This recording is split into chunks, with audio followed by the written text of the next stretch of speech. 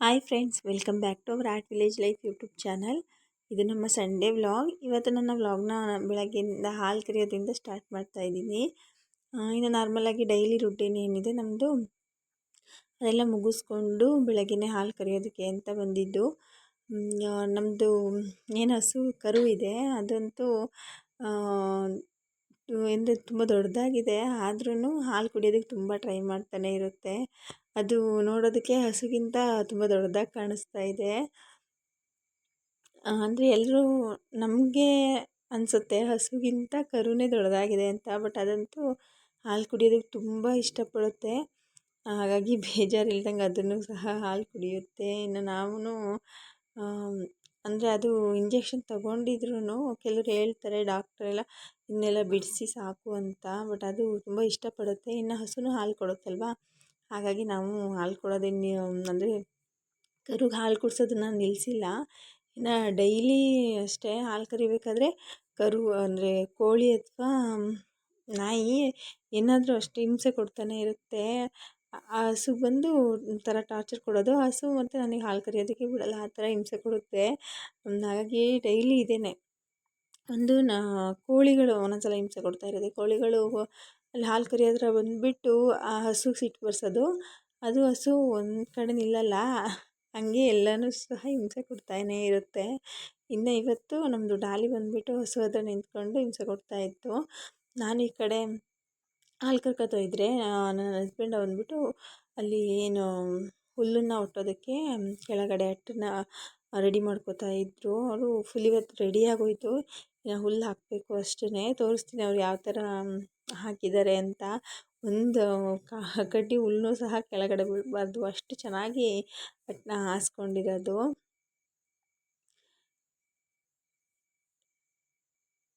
ನೋಡಿ, ಕೋಳಿಗಳು ಬಂತು ಹಿಂಸೆ ಕೊಡೋದಕ್ಕೆ. ಅಂದರೆ ಅವು ಸುಮ್ಮನೆ ಇರಲ್ಲ, ಏನಾದರೂ ಅಷ್ಟೇ ಹಾಲು ಕರಿಯೋ ಟೈಮಲ್ಲೇ ಬಂದುಬಿಟ್ಟು ಹಿಂಸೆ ಕೊಡೋದು. ಆ ಥರನೇ ಮಾಡ್ತಾ ಇರುತ್ತೆ. ಇನ್ನು ಡಾಲಿನೂ ಅಷ್ಟೇ ಇವಾಗ ನೋಡ್ತಾ ಸುಮ್ಮನೆ ನಿಂತಿದೆ. ಒಂದೊಂದು ಸಲ ಅಂತೂ ತುಂಬ ಹಿಂಸೆ ಕೊಡುತ್ತೆ, ಹಾಲು ಕರಿಯೋದಕ್ಕೆ ಬಿಡಲ್ಲ ಆ ಥರ. ಇನ್ನು ಕೋಳಿಗಳು ಅಷ್ಟೇ ಒಂದೊಂದು ಸಲ ಅಂತೂ ಜಾಸ್ತಿ ಹಿಂಸೆ ಕೊಡೋದು. ಇವಾಗೆಲ್ಲ ಎಲ್ಲೋಗಿದೆಯೋ ಗೊತ್ತಿಲ್ಲ. ಈ ಒಂದು 2 ಕೋಳಿಗಳು ಮಾತ್ರ ಅಲ್ಲಿ ಹತ್ತಿರ ಬಂದು ಅಂದರೆ ಸುಮ್ಮನೆ ಎದ್ರುಕೊಂಡು ಹೋಗ್ತಾ ಇದೆ. ಇಲ್ಲ ಅಂದರೆ ಅಂತೂ ಅದ್ರ ಪಕ್ಕನೇ ನಿಂತ್ಕೊಂಡು ಹಿಂಸೆ ಕೊಡ್ತಾನೇ ಇರುತ್ತೆ. ಹಾಗಾಗಿ ನಂದು ಹಾಲು ಕರೆದಾಯಿತು. ನಂದು ಹಾಲು ಕರೆದ ತಕ್ಷಣವೇ ಇವರು ಹಸುನ ಮತ್ತು ಕರುನ ಹೊಡ್ಕೊಂಡು ಹೋದರು. ಅಲ್ಲೇ ಕೆಳಗಡೆ ಮನೆಯಿಂದ ಸ್ವಲ್ಪ ಕೆಳಗಡೆ ಜೋಳ ಇದೆಯಲ್ಲ, ಅಲ್ಲಿ ಬೆಳಗ್ಗೆನೇ ಕಟ್ಟಾಕ್ಬಿಟ್ಟು ಮೇವನ್ನ ಹಾಕ್ಬಿಡ್ತಾರೆ. ಇನ್ನು ಬಿಸಿಲು ಬಂದುಬಿಟ್ರೆ ಕಟ್ಟಾಕೋದಕ್ಕೇ ಆಗಲ್ಲ. ಹಾಗಾಗಿ ಬೆಳಗ್ಗೆನೇ ಕಟ್ಟಾಕ್ಬಿಟ್ಟು ಬಿಸಿಲಲ್ಲಿ ಸ್ವಲ್ಪ ಮೇವು ಹಾಕಿಬಿಟ್ಟು ಒಂದು 10 ಗಂಟೆಗೆಲ್ಲ ತಿಂಡಿ ಆದ ತಕ್ಷಣವೇ ನೆರಳಿಗೆ ಕಟ್ಟಾಕ್ಬಿಡ್ತಾರೆ. ಇವಾಗಂತೂ ಬೆಳಗ್ಗೆಯಿಂದನೇ ಬಿಸಿಲು ಜಾಸ್ತಿ ಆಗಿಬಿಟ್ಟಿರುತ್ತೆ. ಹಾಗಾಗಿ ನೋಡಿ ಇದೇ ಥರ ಅಂದರೆ ಕೆಳಗಡೆ ಎಲ್ಲ ನೀಟಾಗಿ ಜೋಡಿಸ್ಬಿಟ್ಟು ಅಂದರೆ ಕೋಲನ್ನ ಅಡ್ಡ ಇಟ್ಬಿಟ್ಟು ಅದ್ರ ಮೇಲೆ ತೆಂಗಿನ ಗರಿಗಳನ್ನ ಹಾಕಿ ನೀಟಾಗಿ ಅಟ್ಟನ್ನ ಹಾಸ್ತಾ ಇದ್ದಾರೆ. ಇದರಿಂದ ಒಂದು ಸ್ವಲ್ಪನೂ ಸಹ ಹುಲ್ಲು ಕೆಳಗಡೆ ಬೀಳಲ್ಲ, ಅಷ್ಟು ಚೆನ್ನಾಗಿ ಮಾಡಿರೋದು. ಇನ್ನು ಸ್ವಲ್ಪ ಏನಾದರೂ ಕೆಳಗಡೆ ಟಚ್ ಆಗಿಬಿಟ್ರೆ, ಸ್ವಲ್ಪ ಮಣ್ಣಿಗೇನಾದ್ರು ಸ್ವಲ್ಪ ಹುಲ್ಲು ಟಚ್ ಆಗಿಬಿಟ್ರು ಗೆದ್ಲೆ ಎಲ್ಲ ಹಿಡಿದ್ಬಿಡುತ್ತೆ. ಹಾಗಾಗಿ ಈ ಥರ ಚೆನ್ನಾಗಿ ಮಾಡ್ಕೊಂಡಿದ್ದಾರೆ. ಇನ್ನು ಹಾಲೆಲ್ಲ ಕರ್ಕೊಂಡು ಇವತ್ತು ಒಂದು ಅಲೋವೆರಾ ಡಿಟಾಕ್ಸ್ ಡ್ರಿಂಕ್ನ ಮಾಡ್ಕೊಳ್ಳೋಣ ಅಂತ. ಇದರಿಂದ ಏನೆಲ್ಲ ಬೆನಿಫಿಟ್ಸ್ ಇದೆ ಅಂತ ನಾನು ಸ್ಕ್ರೀನ್ಶಾಟಲ್ಲಿ ತಿಳಿಸಿದ್ದೀನಿ, ಇಂಟ್ರೆಸ್ಟ್ ಇರೋರು ಚೆಕ್ ಮಾಡಿ. ಇನ್ನು ಏನು ಅಲೋವೆರಾ ಮನೆಯಲ್ಲೇ ಬೆಳೆದಿರೋದು, ಅದನ್ನು ನೀಟಾಗಿ ಕಟ್ ಮಾಡ್ಕೊಂಡು ಬಂದುಬಿಟ್ಟು ಅದೇನು ಯೆಲ್ಲೋ ಕಲರ್ ಇದೆ ಅದನ್ನು ಹೋಗೋವರೆಗೂ ನೀಟಾಗಿ ವಾಶ್ ಮಾಡ್ಕೋಬೇಕು. ಇಲ್ಲಾಂದರೆ ಕೆಲವರಿಗೆ ಅದು ಸ್ಕಿನ್ ಅಲರ್ಜಿ ಆಗೋ ಚಾನ್ಸಸ್ ಇರುತ್ತೆ. ಹಾಗಾಗಿ ಅದು ನೀಟಾಗೆಲ್ಲ ವಾಶ್ ಮಾಡಿಬಿಟ್ಟು ಅದರೊಳಗಿರೋ ಏನು ಅಲೋವೆರಾ ಎಳ್ಳನ್ನ ತೆಗೆದುಬಿಟ್ಟು ಒಂದು ಮಿಕ್ಸಿ ಜಾರ್ಗೆ ಹಾಕಿ ಅದಕ್ಕೆ ಸ್ವಲ್ಪ ನೀರು ಹಾಕಿಬಿಟ್ಟು ಗ್ರೈಂಡ್ ಮಾಡಿ ಅದನ್ನು ಒಂದು ಗ್ಲಾಸ್ಗೆ ಹಾಕ್ಕೊಂಡು ಅದಕ್ಕೆ ಸ್ವಲ್ಪ ಜೇನುತುಪ್ಪ ಮತ್ತು ಒಂದು ಸ್ವಲ್ಪ ನಿಂಬೆ ರಸನ ಸೇರಿಸ್ಕೊಂಡು ಚೆನ್ನಾಗಿ ಮಿಕ್ಸ್ ಮಾಡಿಕೊಟ್ರೆ ಅಲೋವೆರಾ ಡಿಟಾಕ್ಸ್ ಡ್ರಿಂಕ್ ರೆಡಿನೇ ಆಗೋಗ್ಬಿಡುತ್ತೆ. ಹಾಗಾಗಿ ನಾನು ಒಂದು ಸಿಂಪಲ್ಲಾಗಿ ಈ ಥರನೇ ಮಾಡ್ಕೊಂಡಿದ್ದೆ. ಇನ್ನು ತಿಂಡಿಗೆಲ್ಲ ನಾರ್ಮಲ್ ರೊಟ್ಟಿನ ಮಾಡಿದ್ದೆ. ಇನ್ನು ಎಲ್ರಿಗೂ ಸಹ ಅಕ್ಕಿ ರೊಟ್ಟಿನ ಮಾಡಿಕೊಟ್ಟಿದ್ದು. ಅವ್ರಿಗೆ ರಾಗಿ ರೊಟ್ಟಿ ಅಷ್ಟು ಇಷ್ಟ ಆಗೋಲ್ಲ. ಇನ್ನೇ ನಾನು ಸ್ವಲ್ಪ ರಾಗಿ ರೊಟ್ಟಿನ ಮಾಡ್ಕೊಳ್ಳೋಣ ಅಂತ ಹೇಳಿ ಅದಕ್ಕೆ ಸ್ವಲ್ಪ ಈರುಳ್ಳಿ ಮತ್ತು ಮೆಂತ್ಯ ಸೊಪ್ಪು, ಜೀರಿಗೆ ಮತ್ತು ಕ್ಯಾರೆಟ್ ತುರಿನ ನೀಟಾಗಿ ಹಾಕಿಬಿಟ್ಟು ಅದನ್ನ ಚೆನ್ನಾಗಿ ಮಿಕ್ಸ್ ಮಾಡಿಕೊಂಡು ಇನ್ನು ಸ್ವಲ್ಪ ನೀರನ್ನ ಸೇರಿಸ್ಕೊಂಡು ಅದು ಉಂಡೆ ಬರೋ ಥರ ಚೆನ್ನಾಗಿ ಅಂದರೆ ಹದವಾಗಿ ಕಲಿಸ್ಕೊಂಡ್ಬಿಟ್ಟು ಅದನ್ನು ಒಂದು ಡೈರೆಕ್ಟಾಗಿ ಅಥವಾ ಮೇಲೇ ತಟ್ಬೋದು ಅಥವಾ ಹಂಚು ಮೇಲೇ ತಟ್ಬೋದು. ಇಲ್ಲಾಂದರೆ ಒಂದು ಏನು ರೊಟ್ಟಿನ ಮಾಡ್ತೀವಿ ಅದರ ಕವರ್ ಮೇಲೆ ನೀಟಾಗಿ ಕೈಯಲ್ಲಿ ತಟ್ಬೋದು. ಇದಂತೂ ತುಂಬ ಟೇಸ್ಟಿಯಾಗಿರುತ್ತೆ. ನಾರ್ಮಲ್ ರಾಗಿ ರೊಟ್ಟಿನೇ ತುಂಬ ಚೆನ್ನಾಗಿರುತ್ತೆ. ನನಗಂತೂ ತುಂಬ ಇಷ್ಟ ರಾಗಿ ರೊಟ್ಟಿ. ಅದರಲ್ಲಿ ಈ ಥರ ಎಲ್ಲ ಸ್ವಲ್ಪ ವೆಜಿಟೇಬಲ್ಸ್ನ ಸೇರಿಸ್ಕೊಬಿಟ್ರೆ ಅಂತೂ ಇನ್ನೂ ತುಂಬ ಚೆನ್ನಾಗಿರುತ್ತೆ. ಹೆಲ್ತಿಗೂ ಅಷ್ಟೇ ತುಂಬ ಒಳ್ಳೆಯದು. ನಾನು ರೊಟ್ಟಿನ ಮಾಡಿಕೊಂಡು ಇದಕ್ಕೆ ರೊಟ್ಟಿ ಜೊತೆ ಸ್ವಲ್ಪ ಟೊಮೊಟೊ ಚಟ್ನಿ ಅಂದರೆ ಟೊಮೊಟೊ ಗೊಜ್ಜನ್ನ ಮಾಡ್ಕೊಂಡಿದ್ದು. ಹಾಗಾಗಿ ಇದು ಹೆಲ್ತಿಯಾಗಿ ಆ್ಯಂಡ್ ಸಿಂಪಲ್ಲಾಗಿ ತಿಂಡಿ ರೆಡಿನೇ ಆಗೋಗ್ಬಿಡ್ತು. ಇನ್ನು ತಿಂಡಿ ಎಲ್ಲ ಮುಗಿಸ್ಕೊಂಡು ಸ್ವಲ್ಪ ಬಟ್ಟೆ ಒಂದು 4 to 5 ಡೇಸಿಂದ ಬಟ್ಟೆ ವಾಶ್ ಮಾಡೇ ಇರಲಿಲ್ಲ. ಹಾಗಾಗಿ ತುಂಬ ಬಟ್ಟೆಗಳಾಗೋಗ್ಬಿಟ್ಟಿದ್ದು. ನೀವೇ ನೋಡ್ತಾ ಇದ್ದೀರಲ್ಲ ಇಷ್ಟೊಂದು ಬಟ್ಟೆಗಳಿದೆ ಅಂತ. ಹಾಗಾಗಿ ಎಲ್ಲನೂ ಸಹ ತೊಳೆದ್ಬಿಟ್ಟು ಹಾಕಿದ್ದು. ಅಂದರೆ ಒಣಗಾಕೋದಕ್ಕೆ ಜಾಗನೇ ಇರಲಿಲ್ಲ, ಅಷ್ಟೊಂದು ಬಟ್ಟೆಗಳಾಗಿತ್ತು. ಹಾಗಾಗಿ ಕಾಂಪೌಂಡ್ ಮೇಲೆ ಹಾಕಿಬಿಟ್ಟಿದ್ದೀನಿ. ಹಾಗಾಗಿ ಇನ್ನೊಂದು ಸ್ವಲ್ಪ ಒಂದು ಪ್ರಾಬ್ಲಮ್ ಅಂದರೆ ಮನೆ ಹತ್ರ ಸ್ವಲ್ಪ ಕಂಬಳಿ ಹುಳುಗಳು ಜಾಸ್ತಿ ಆಗಿಬಿಟ್ಟಿದೆ. ಈ ಕಂಬಳಿ ಹುಳುಗಳು ಸ್ವಲ್ಪ ಏನಾದರೂ ಯಾವುದಾದ್ರೂ ಬೆಳೆ ಇದೆಯಲ್ಲ ಆ ಟೈಮಲ್ಲಿ ಆಗಿಬಿಟ್ರೆ ಅದಕ್ಕೆ ನಾವು ಮೆಡಿಷನ್ ಹಾಕ್ತೀವಿ. ಹುಳದ ಔಷಧಿ ಎಲ್ಲ ಏನು ಹೊಡಿತಾರೆ ಅದನ್ನೇ ತೊಗೊಂಬಂದು ಸ್ವಲ್ಪ ಎಲ್ಲೋ ಹಾಕ್ತಿದ್ರು. ಬಟ್ ಇಲ್ಲಿ ಯಾವಾಗಲೂ ಈ ಟೈಮಲ್ಲಿ ಏನು ಬೆಳೆ ಇಲ್ಲದಿರೋದ್ರಿಂದ ಅಂದರೆ ಹಾಗಾಗಿ ಮೆಡಿಷನ್ ಏನು ಹಾಕಿಲ್ಲ. ಹಾಗಾಗಿ ತುಂಬ ಕಂಬಳಿ ಹುಳುಗಳಾಗಿರೋದು. ಇನ್ನು ಅವಂತೂ ಬಟ್ಟೆಯಲ್ಲೂ ಸೇರ್ಕೊಂಡ್ಬಿಟ್ರೆ ಅಂತೂ ಮುಗಿದೋಗ್ಬಿಡ್ತು. ಅಲ್ಲೇ ಗೂಡು ಕಟ್ಟಿಬಿಟ್ಟು ಯಾವಾಗಲಾದ್ರು ಬಟ್ಟೆ ಹಾಕ್ಕೊಂಡಾಗ ಸಖತ್ ಇರಿಟೇಟ್ ಮಾಡುತ್ತೆ. ನನಗಾಗಿ ಸ್ವಲ್ಪ ಭಯನೇ ಆಗೋಗ್ಬಿಡ್ತು. ಇನ್ನು ಬಿಸಿಲಿಗೆಲ್ಲ ಅವು ಬರೋಲ್ಲ, ಸ್ವಲ್ಪ ನೆರಳಿದ್ರೇ ಬರುತ್ತೆ. ಹಾಗಾಗಿ ಬಟ್ಟೆ ಎಲ್ಲ ತೊಳೆದ್ಬಿಟ್ಟು ಸ್ವಲ್ಪ ಅಂದರೆ ಬಟ್ಟೆ ತೊಳೆಯೋಷ್ಟರೊಳಗೆಲ್ಲ ಮಧ್ಯಾಹ್ನನೇ ಆಗೋಗ್ಬಿಡ್ತು. ನಾನು ಇನ್ನು ಅಡುಗೆ ಎಲ್ಲ ಇರಲಿಲ್ಲ, ಸಾಂಬಾರು ಇರಲಿಲ್ಲ.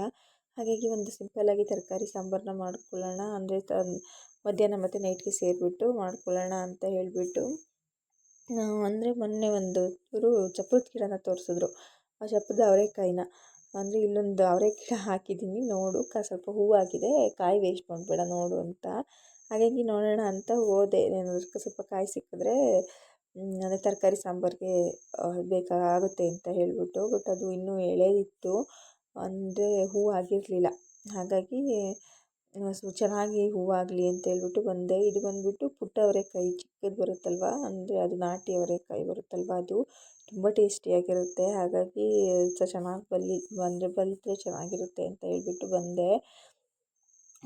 ಇನ್ನು ಇದು ಹೂವಾಗಿದೆ ಚೆನ್ನಾಗಿ, ಹಾಗಾಗಿ ಚೆನ್ನಾಗಿ ನೆಕ್ಸ್ಟ್ ಟೈಮ್ ಚೆನ್ನಾಗಿ ಕಾಯಿ ಸಿಗುತ್ತೆ ಅಂತ. ಇನ್ನು ಸ್ವಲ್ಪ ತೊಂಡೆಕಾಯಿ ಇತ್ತು, ಹಾಗಾಗಿ ತೊಂಡೆಕಾಯಿನ ಕುಯ್ಕೊಳ್ಳೋಣ ಅಂತ ಬಂದೆ. ತೊಂಡೆಕಾಯಿ ಇದ್ದಾವೆ, ಬಟ್ ಅದು ಸ್ವಲ್ಪ ಹೈಟಲ್ಲಿದೆ, ನನಗೆ ಸಿಗೋದೇ ಇಲ್ಲ. ಹಾಗಾಗಿ ನಾನು ತುಂಬ ಟ್ರೈ ಮಾಡಿ ಕಷ್ಟಪಟ್ಟು ಸ್ವಲ್ಪ ಸಿಕ್ಕಿದ್ವು ಅಷ್ಟೇ. ಮೇಲಂತೂ ಸಿಕ್ಕಾಪಟ್ಟೆ ಇದ್ದಾವೆ, ಆದರೆ ಅದು ಕೈ ಸಿಗ್ತಾ ಇಲ್ಲ.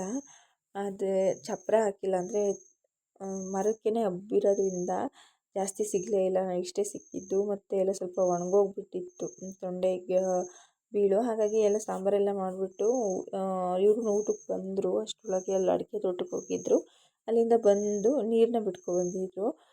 ಇನ್ನು ಹಾಗಾಗಿ ಹೇಳಿದೆ ಸ್ವಲ್ಪ ತೊಂಡೆ ಗಿಡ ಎಲ್ಲ ಒಣಗೋಗ್ತಾಯಿದೆ, ಸ್ವಲ್ಪ ನೀರು ಬಿಡಬೇಕು ಅಂತ ಹೇಳಿದ್ದಕ್ಕೆ, ಅಂದರೆ ನೀಟಾಗಿ ತೊಂಡೆ ಗಿಡದ ಸುತ್ತ ಗುಣಿನ ಮಾಡಿಬಿಟ್ಟು ನೀರನ್ನ ಬಿಡ್ತಾಯಿದ್ರು.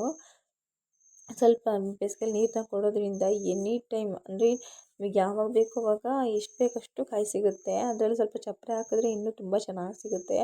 ಬಟ್ ಚಪ್ಪರ ಹಾಕೋದಕ್ಕೆ ಲಾಸ್ಟ್ ಟೈಮ್ ಹಾಕಿದ್ವಿ ಚಪ್ಪರನ, ಅದು ಬೇಳೆ ಹೋಗಿಬಿಡ್ತು. ಆಗಿಂದ ಇವರು ನ್ಯಾಚುರಲಾಗಿ ಅದು ಹೆಂಗೆ ಹೋಗಿಬಿಡುತ್ತೆ ಹಾಗೆ ಹೋಗಲಿ, ಹಾಗೆ ಚೆನ್ನಾಗಿ ಕಾಯಿ ಬಿಡುತ್ತೆ ಅಂತ ಹೇಳ್ಬಿಟ್ಟು ಹಾಗೆ ಸುಮ್ಮನೆ ಆಗಿಬಿಟ್ರು. ಬಟ್ ಚಪ್ಪರ ಹಾಕಿದ್ರೆ ಇನ್ನೂ ಸ್ವಲ್ಪ ಜಾಸ್ತಿ ಕಾಯಿ ಸಿಗುತ್ತೆ, ನಮಗೆ ಕೈಗೆ ಸಿಗುತ್ತೆ, ಮತ್ತು ಚೆನ್ನಾಗೂ ಬಿಡುತ್ತೆ. ಆದರೆ ಬೀಳು ನಮಗೆ ಹೆಂಗಾಗ್ಬಿಡ್ತು ಅಂದರೆ ಲಾಸ್ಟ್ ಟೈಮು ಚಪ್ಪರ ಹಾಕಿ ಬೀಳು ಹೋಯ್ತಲ್ವ, ಹಾಗಾಗಿ ಚಪ್ಪರ ಹಾಕಿದ್ರೆ ಬೀಳೋಗುತ್ತೇನೋ ಅಂತ ಅಂದ್ಕೊಂಡು ಚಪ್ಪರನೇ ಹಾಕಿಲ್ಲ. ಇನ್ನು ಇದು ಗಿಡಗಳಿಗೆಲ್ಲ ಫುಲ್ ನೀರು ಬಿಡ್ತಾಯಿದ್ರು. ಹಾಗೆಯೇ ತೊಂಡೆ ಗಿಡಗೂ ಬಿಟ್ಟರು. ಇನ್ನು ಇಲ್ಲಿ ಅಂದರೆ ಸಾಗವಾನಿ ಏನು ಗಿಡ ಹಾಕಿದ್ದಾರೆ ಅಲ್ಲಿಗೆ ಇಲ್ಲೊಂದು ಸ್ಟಾರ್ಟಿಂಗ್ ಬಿಟ್ಟರೆ ಅದು ಫುಲ್ ಏನು ಸಾಗವಾನಿ ಗಿಡಗಳು ಎಲ್ಲ ಗಿಡಗಳು ಇದೆ. ಎಲ್ಲ ಗಿಡಗಳನ್ನು ನೀಟಾಗಿ ನೆಂದ್ಕೊಂಡು ಫುಲ್ ಲಾಸ್ಟ್ವರೆಗೂ ಹೋಗುತ್ತೆ. ಆ ಥರ ಅಲ್ಲೊಂದು ಕಲ್ಲನ್ನು ಮಾಡಿಬಿಟ್ಟು ನೀರು ಬಿಡ್ತಿದ್ರು.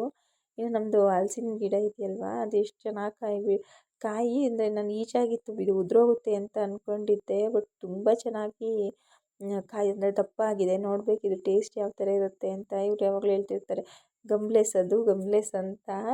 ನೋಡಬೇಕು ಅದು ಯಾವ ಥರ ಬಿಡುತ್ತೆ, ಟೇಸ್ಟ್ ಯಾವ ಥರ ಇರುತ್ತೆ ಅಂತ. ಇನ್ನು ಅಷ್ಟರೊಳಗೆಲ್ಲ ಸ್ವಲ್ಪ ಸಂಜೆ ಆಗೋಯಿತು. ಹಾಗಾಗಿ ಮನೆ ಹತ್ರ ಸ್ವಲ್ಪ ಏನು ಅಲ್ಲಿ ಲಾನ್ ಇದೆ, ಅಲ್ಲಿ ನೀರು ಬಿಡೋಣ ಅಂತ ಹೇಳ್ಬಿಟ್ಟು ಬಂದರು. ಇನ್ನು ನನ್ನ ಮಗನಿಗಂತೂ ನೀರಲ್ಲಿ ಆಟ ಆಡೋದು ಅಂದರೆ ತುಂಬ ಇಷ್ಟ. ಇನ್ನೇನು ಮಕ್ಕಳಿಗೆಲ್ಲ ನೀರು ನೋಡಿಬಿಟ್ರೆ ಅದೇನು ಅನಿಸುತ್ತೋ ಫುಲ್ ಎಲ್ಲ ಆಟ ಆಡ್ಕೊಂಡು ಕುಣಿತಾ ಇದ್ದ. ನಾವಂತೂ ಇದಕ್ಕಿದ್ದಂಗೆ ಸ್ಟಾರ್ಟ್ ಮಾಡ್ಕೊಬಿಟ್ರು ಅಪ್ಪ ಮಗ ನೀರು ಹಾರಿಸ್ಕೊಳ್ಳೋದಕ್ಕೆ. ಅಂದರೆ ಅವನಂತೂ ಅಂದರೆ ಅವರ ಅಪ್ಪನ ಜೊತೆ ಇದ್ದರೆ ಅಂತೂ ಇಬ್ಬರು ಹಿಂಗೇ ಆಟ ಆಡಿಕೊಂಡು ಟೈಮ್ ಪಾಸ್ನ ಮಾಡ್ತಾರೆ. ಅವರು ಕೆಲಸ ಮಾಡಬೇಕಾದ್ರೆ ಒಂಥರ ಕಾಮಿಡಿಯಾಗಿ ಜೋಕ್ ಮಾಡಿಕೊಂಡು ಈ ಥರ ಆಟ ಆಡಿದ್ರೆ ಒಂಥರ ಕೆಲಸ ಮಾಡಿದಾಗೆ ಅನಿಸಲ್ಲ. ಹಾಗಾಗಿ ಮಗನ ಜೊತೆ ಯಾವಾಗ್ಲೂ ಕಾಮಿಡಿ ಮಾಡಿಕೊಂಡು ಈ ಥರ ಆಟ ಆಡ್ತಾ ಇರ್ತಾರೆ. ನೀರು ನೋಡಿದ್ರೆ ನನಗೂ ಅಷ್ಟೇ ಆಟ ಆಡಬೇಕು ಅಂತಲೇ ಅನಿಸುತ್ತೆ. ಬಟ್ ಅದು ಸ್ವಲ್ಪ ಸಂಜೆ ಆಗಿತ್ತಲ್ವ, ಹಾಗಾಗಿ ಚಳಿ ಆಗಿಬಿಟ್ರೆ ಅಂತ ಅನ್ನಿಸ್ತಾ ಇತ್ತು. ಇನ್ನು ಅವನಂತೂ ಫುಲ್ ಬಟ್ಟೆ ಎಲ್ಲ ನೆನೆಸ್ಕೊಂಡ್ಬಿಟ್ಟು ಒಂದು ರೌಂಡ್ ಸ್ನಾನ ಆಗೋಗ್ಬಿಡುತ್ತೆ ಸಂಜೆ, ಆ ಥರ ಆಯಿತು. ಇನ್ನು ಇಲ್ಲಿ ಗಿಡಗಳಿಗೆ ನೀರು ಬಿಡ್ತಾ ಇದ್ರಲ್ವ, ಮೊನ್ನೆ ಬೀಟ್ರೋಟ್ ಹಾಕಿದ್ನಲ್ವ, ನೋಡೋಣ ಅಂತ ಬಂದೆ ಯಾವ ಥರ ಆಗಿತ್ತು ಅದನ್ನು ನೋಡೇ ಇರಲಿಲ್ಲ. ಬಟ್ ಅದು ಎಷ್ಟು ಚೆನ್ನಾಗಿ ಬಂದಿತ್ತು ಅಂದರೆ ನಾನಂತೂ ಅಷ್ಟು ಚೆನ್ನಾಗಿ ಬರುತ್ತೆ ಅಂತ ಅಂದ್ಕೊಂಡೇ ಇರಲಿಲ್ಲ. ತುಂಬ ಚೆನ್ನಾಗಿ ಚಿಗುರು ಬಂದಿದೆ. ಮೋಸ್ಟ್ಲಿ ಗೊತ್ತಿಲ್ಲ, ಬಿಡ್ಬೋದು ಅನಿಸುತ್ತೆ. ಎಲ್ಲ 4 ಗಿಡ ಏನೋ ಹಾಕಿದ್ದೆ, ಅಂದರೆ 10 ಪೀಸ್ನ ಹಾಕಿದ್ದೆ. 4 ಅಷ್ಟೇ ತುಂಬ ಚೆನ್ನಾಗಿ ಚಿಗುರಿದೆ. ಇನ್ನು ಮೆಂತ್ಯ ಗಿಡನೂ ಅಷ್ಟೇ ತುಂಬ ಚೆನ್ನಾಗಿ ಬಂದಿದೆ. ಇವ್ರಿಗೆ ಅದನ್ನೇ ಹೇಳ್ತಾ ಇದ್ದೆ, ತುಂಬ ಚೆನ್ನಾಗಿದೆ ಅಂದರೆ ಚೆನ್ನಾಗಿ ಬಂದಿದೆ, ನಾನು ಹಂಗೆ ಅಂದ್ಕೊಂಡೇ ಇರಲಿಲ್ಲ ಬರುತ್ತೆ ಅಂತ. ಇನ್ನು ಸಂಪರ್ಕ ಕಾಳು ಹಾಕಿದ್ನಲ್ವ, ಅದ್ಯಾಕೋ ಹುಟ್ಟೇ ಇಲ್ಲ. ನೋಡಬೇಕು ಅದೇನು ಹುಟ್ಟುತ್ತೋ ಇಲ್ವೋ ಗೊತ್ತಿಲ್ಲ.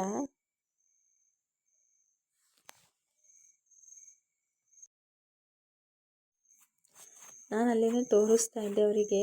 ಇದು ನನಗದು ಸಂಬಾರ ಕಾಳು ಅದು ಗಿಡ ಹುಟ್ಟಿರುತ್ತಲ್ವ, ಅದು ಗೊತ್ತೇ ಆಗಲ್ಲ. ಅಂದರೆ ಅದೊಂಥರ ಸೇಮ್ ಹುಲ್ ಥರನೇ ಇರುತ್ತೆ.